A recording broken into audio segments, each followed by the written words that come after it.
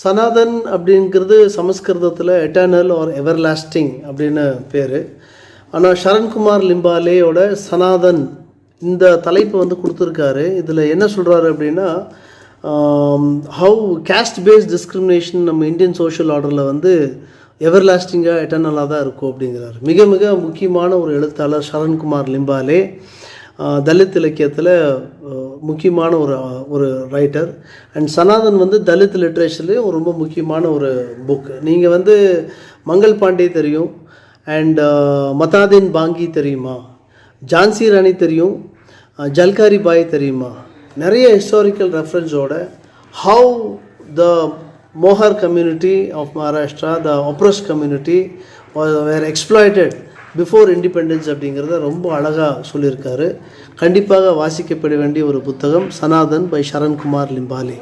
Thank you and happy reading.